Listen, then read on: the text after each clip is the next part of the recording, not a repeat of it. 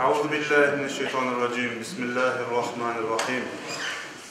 Elhamdülillahi rabbil alamin. Salatu vesselamu ala rasulina Muhammedin ve ala alihi ve sahbihi ecmaîn. Subhaneke la ilme lena illa ma 'allamtena inneke entel alimul hakim. Subhaneke la fehme lena illa ma fehhamtena inneke entel cevvalul kerim. Muhterem Müslümanlar, İnşallah Allah Teala bizlerini bir cumaga daha da kavuşturdu. Ne kadar şükretsek de bu azdır. İşte böyle ömrümüzde günden güne, cumadan cumaya, bayramdan bayrama, yıldan yıla böyle yavaş yavaş ömrümüzde devam etti. Arkaya geçiş yok, oraya gitti, devam etti oraya gitmeye. Demek ki bir yer geçip bağırıp sonra bu ömrümüz sonuna erecek. Bu sebepten Allah Teala vergen bu ömrünü bizler hayırlı bir yaşayışla, güzel bir ömürle geçirmek gerek. Bu dünyada insanın yaratılışının maksadı yaratıcını tanımak, onu bilmek ve ona kulluk etmek. Yani biz bu dünyaya bizni kim yaratkanını tanımak için geldik. Tanıgan son biz ne anlayacağız? Bizim de o yaratkan eken. Öyleyse bizni yaratkan için bir sağ ol demek gerek. Bir teşekkür etmek gerek. Bir şükür etmek gerek. İşte Cuma günü teşekkür etmeye geldik, şükür etmeye geldik Allah Teala'ya. İbadet vazifesini yapmaya geldik. Kim kılmasa demek ki teşekkür etmeyi, sağ ol demeyi. Bir komşuya iki tane kartopçuk verse yapmasa utandırasın diye. Ya da sağ ol diye. İkinci gün gene getirip iki tane kartop verse beni zor alga bırakasın diye. Bu kadar her gün veresin diye. Al diye. Sonra gene getirse baksa diye. Yapma eyleme, sağ ol der. Ona teşekkür et. Allah Teala bize sayısız nimetler vergen. En büyük nimet de bu. Aklımız ve bu aklımızla tapkan bu İslam dini yoktur. İşte böyle bir nimet, daha saysanız bitmeyecek kadar nimetler verdi. Ama ne yazık ki biz insanlar Allah Teala'ya teşekkür etmekini, Allah Teala'ya sağ ol demekini ya unutuyup ya da vaktimiz olmay teşekkür etmeye ya da bilip teşekkür etmeyi bazıları. Ama insanlar arasında bir şey verip de sağ ol demesen ne aytalar ama ben sana bir daha veririm, bak verdim de sağ ol bile etmedi diye. Bir daha ben sana veririm diye. Bak bir kere veri de sağ ol demesi bir daha vermeyeceğim. Niçin? Çünkü sağ ol etmedi diye. Ya Allah Teala sana o kadar beri onun fiyatını yapmak istiyorsan para baskan maşikalar olsa bile yetişemez onun nesini vermeye. Dünyanı görmek için bir göz bile o kadar büyük nimet, dünyanı göresin. Biz anlamayak kıymetini ama bir kör adamdan soranız, diye bir gözümden bir görseydim şu dünya. Ama bizlerde bu nimetler olduğu için biz belki anlayıp olamayız. Ne vakit anlayacağımız bu dünyanın kıymetini? Bizlerini ozgarsalar, kabirde yatkanda, uyanganda bir bakacağımız ki nakir münkir meleklere hatalar. Nakir münkir meleklere bir bakacağımız ki bizlerge sual sorarlar. O yerde o meleklerini korup anlayacağımız ki Allah bu kadar yapacak iş var idi. Pensiyaya çıksam bunlar ne yapacak edim? Vaktim olsa sağlığıma kavuşsam bunlar ne yapacak edim? Felancadan helallik soracak edim, felancaya borcum var idi der. insanlar pek çok şey için pişman olacak. Ama yok, geçti. Bu dünyanın kıymetini, bu dünyada yaşaganda bilmeye gerek. Hürmetli cemaat, insanlarını bu dünyada yaxşılık yaptırgan ve yamanlıktan uzak tutkan şey bu Allah korkusu. Eğer bir insanda Allah korkusu olsa, Allah korkusu degende bakın, düşmandan kaçkan gibi korkup kaçmak değil.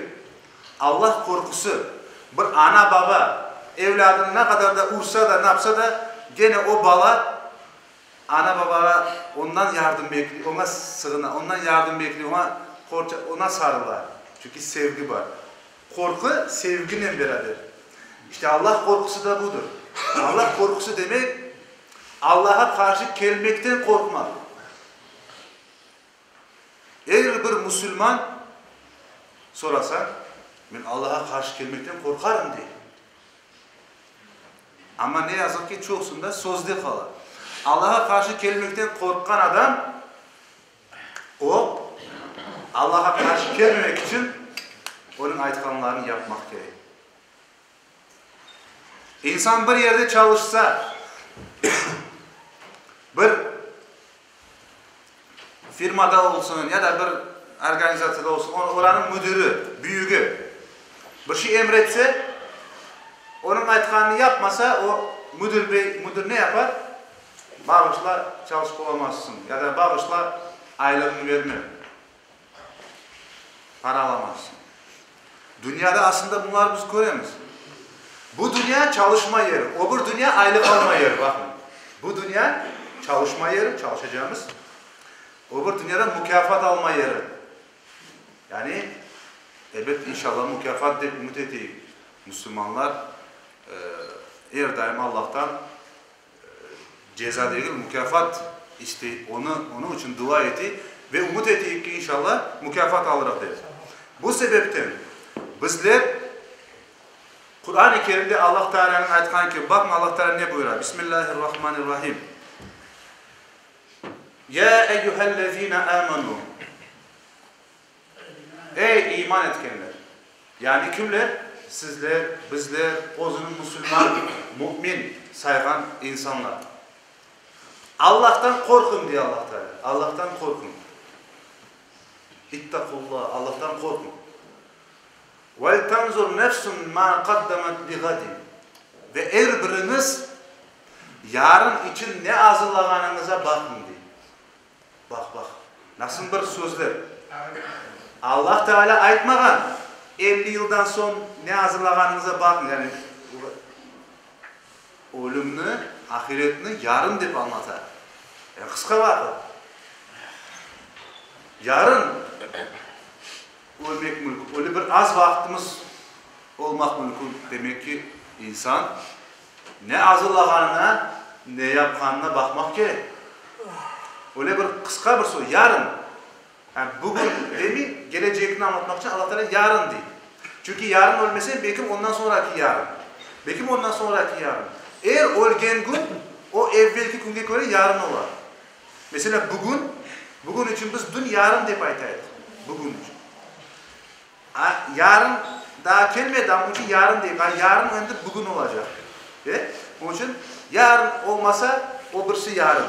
O birisi yarın olur. Bir dahaki yarın insan mutlaka bu dünyanı ne yapacak? Terk edecek. Onun için ne yapkanlarınıza bir bakınız de Allah Teala. Eğer insan Allah'tan gereği gibi korksa degende ona karşı gelmese, onun emirlerini yerine getirse dünya ve ahiret baxtlığına, saadetine kavuşur. Allah'tan korkmayan insan ne bu dünyada ne de ahirette baxtlı olmaz, hürmetli cemaat. Elbette ne yazık ki günümüzde insanlar çokusu ben Allah'tan korkam dediler. Ben Allah'tan korkam dedi. Ama Allah'tan korkayım deyip de eğer bir insan yapkan işleri onun Allah'tan korkanını göstermese, mesela ne diyeyim? Bir insan Allah'tan korkayım diye ama namaz kılmıyor. Mesela Allah'tan korkayım diye ama oruza tutmuyor. Allah'tan korkayım diye ama hırsızlık yapar. Her türlü işte günahlar yapar. Demek bu insanın sözüne itibar ettirmez. Sözüne kıymet verilmez. Çünkü onun demek ki lafları tek sözünde kalır. Allah korkusu onun tek sözünde. Ama Allah Teala bizlerden istegeni Allah'tan korkanımızı bizler hareketlerimizle göstermek gerek. Nedir o? Onun aytkan emirlerini, ibadetlerini. Ben Allah'tan korkan deyip de içki içken adam o demek ki Allah'tan ya korkmayıp ya da korkusu az. Kimin iman derecesi ne kadar ise korkusu da o kadar olur. İmanı kuvvetli olan adam, Allah-u Teala'nın varlığına ve birliğine inanan adam, Allah'tan gelgen bütün şeylerge inanan, onları kabul etken, yaşanan adamın da o kadar Allah korkusu olur. Allah'tan en çok korkanlar bunlar peygamberlerdir. Bir keresinde işte bir sahabe ya Resul, iki sahabe aralarında laf edilir ve birbirlerine aytalar. Ben Allah'a daha yakın olmak için işte bütün gün namaz kılacağım. Gece gündüz namaz kılacağım. Bir tanesi ayta ben de gece gündüz işte oruza tutacağım her gün. Ve böyle yapıp birbirlerine anlatıp bunu böyle yaşamaya başladı. Niyet ediler. Bu Peygamberimiz sallallahu aleyhi ve sellemin kulağına gele bu sözler ve Peygamberimiz onları çağırar. Dey ki, sizin içinizde Allah'tan en çok korkanınız ben. Ama ben hem namaz kılarım, hem rahatlanırım, hem oruç tutarım, hem Kur'an'ın hakkını göz önünde tutarım. Yani her şeyinin belli ölçüge göre, yani böyle her şey ibadet edeceğim diye de bütün şeyini bırakmak isteyenlerge de Peygamber sallallahu aleyhi ve sellem buyurdu, yasak eder. Onun için de ben sizin içinizde Allah'tan en çok korkan kişiyim ama ben sizin gibi yapmayayım. Demek ki peygamberler Allah'tan en çok korkan kişiler. Ve ondan son derece işte Allah Teala'nın sevgili kulları gelir. İşte Allah'tan daha çok korkan insan ona daha da çok kulluk eder. Onun yap deyip aytkanlarını yapar, yapma deyip aytkanlarına uzak durur. Kur'an-ı Kerim'de Hazreti Lokman Aleyhisselam'ın sözlerini Allah Teala anlatar. Böyle buyurar. Hazreti Lokman oğluna degenedir. Ey oğlum, yapkan işin istese yaxşılık olsun, istese yaramaylık olsun, yapkan işlerin bir buğday tanesi kadar, ondan da küçük tane kadar olsa bile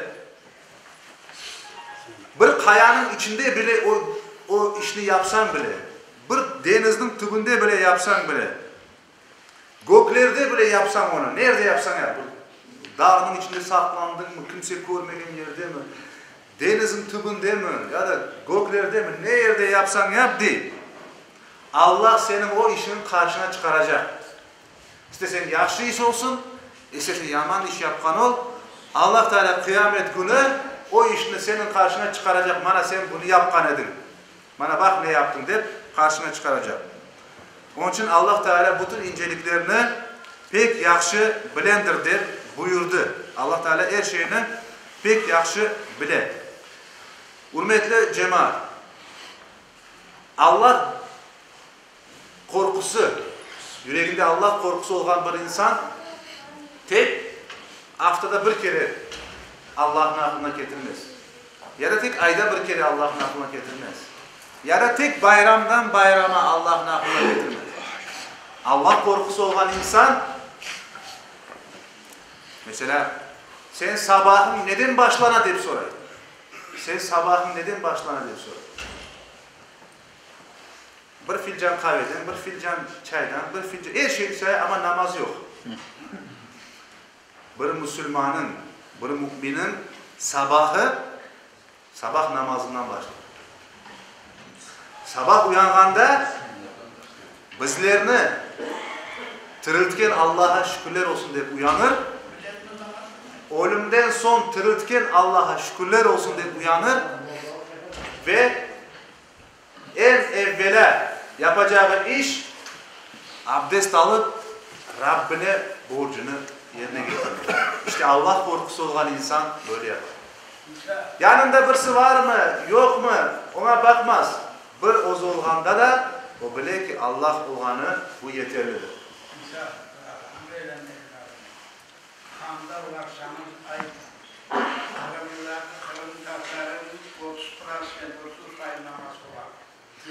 Yaxşı, inşallah.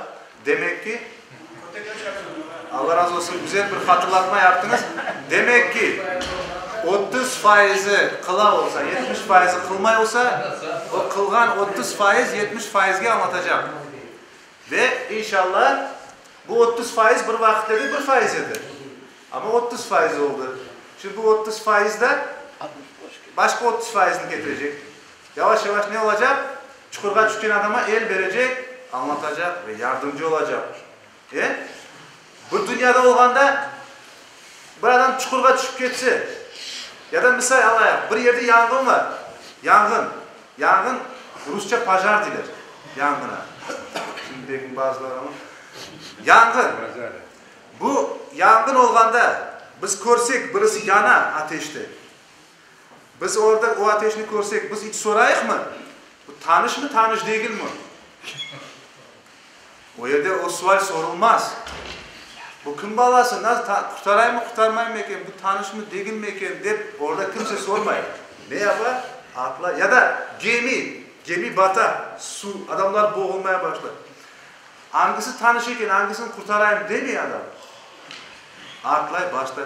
İşte insanları bu yanlış yoldan kurtarmak, insanları günah bataklığından kurtarmak da buna okşay.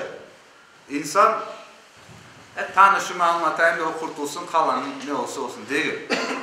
Bizim derdimiz, bizim fikrimiz her vakit başkalarını da kurtarmak, cehennem ateşini kurtarmak. Elbette özümüz kurtulganımızda daha %100 kimse bilmiyor. Ama umutta yetemiz inşallah, Allah yardımcı olsun diye. Ama o birlerin de bir aşın tadının lezzetini anlasan, yanındaki adam lezzetsiz bir şey aşasa desin ki aşağı bir lezzetli şey, doyurma lezzetli şeyden ağzını desin. Bana lezzetli şey var aşağı. İşte İslam'ın tadını alan insan, İslam'dan uzak olan adam, gel bana tadını bak bu İslam'ında. Bu ibadet kıl, kulluk yap deyip insanlarını da Allah'ın bu doğru yoluna, hidayet yoluna, Kur'an yoluna, Peygamberimiz yoluna çağırmak gerekiyor. Elbette ki Kur'an-ı Kerim'de Allah Teala ne aytar? Bismillahirrahmanirrahim. İnnemâ yakşallâhe min ibâdihil ulemâ. Ezan oku ne? Ezan olsun. Hazreti Ömer vaktinde bir keresinde Hazreti Ömer bir sahabeni, Muaz degen bir sahabeni yollay paralarını toplamağa, işte bu zekatlardan, naloglardan olan paralarını toplamağa yollay. Son bu Muaz degen sahabe bana bütün paralarını toplap kele evge kelgende bu Muaz'ın apayı soray. Ya sen o kadar uzak yollara vardın. Bir bahşiş getirmedin mi? İşte satıp almadın mı? O kadar para var idi yanımda. Değil. Sonra bu Muaz aytar. Ben bir şeyler almadım çünkü yanımda bir murakip yani bir kontrolör var idi. Sonra bu Muaz'ın apayı açıllana. Allah Allah diye. Sen tab peygamber vaktinden belli para toplap insan böyle zekatları, nalogları toplap gelen insansın. Peygamber senin yanına böyle bir murakip, böyle bir kontrolör vermedi. Ebu Bekir kontrolör koymadı senin yanına. Hazreti Ömer senin yanına böyle kontrolör koydu. Şimdi ben Hazreti Ömer'in evine varıp geleyim dedi. O sonra Hazreti Ömer'in evine vardı. Hazreti Ömer evde yok idi, apay evdeydi. Dedi ki böyle bak, bu işanmıyor yoksam, Hazreti Ömer işanmay mı yoksa benim akayıma? Yanına bir kontrolör koydu. Kontrolörle beraber onu yolladı paralarını toplamaya. Son apayı dedi, yaxşı ben Hazreti Ömer gelse anlatırım ama dedi. Radiyallahu anh. Son Hazreti Ömer kelgen son Hazreti Ömer'in apayı anlattı. Hazreti Ömer'e böyle Muaz'ın apayı geldi. Sen Muaz'ını para toplamaya yollagansın, yanında da bir kontrolör koygansın. Ona işanmayın. Bu ne bu? Son Hazreti Ömer dedi, Allah Allah dedi. Ben onun yanına kontrolör koymadım. Ama ikinci tarafta var, Muaz da yalan söylemezdi. O kontrolör koydu değil. Hazreti Ömer dedi, ben kontrolör koymadım dedi. Şimdi tokta bir Hazreti Muaz'dan bir laf edeyim dedi. Sonra bana dedi ki, ey Muaz, ben sana bir kontrolör yanına vermedim. Ve sen de yalan söyleyen bir kişi değilsin. Ne için sen ayttın böyle, ben senin yanına bir kontrolör koyganım eken, ne yapganım eken? Senden beraber bir kontrolör var edip aytkansın dedi. Son Muaz dedi ki, ey müminlerin emiri, işte halifesi, beni kontrol etken, senden daha yaxşı bilgen, meni de menden daha yaxşı bilgen Allah'tır dedi. Yani seni senden daha yaxşı bilen, meni de menden daha yaxşı bilgen Allah'tır diyor kontrolör. Yani Hazreti Ömer de orada sevine.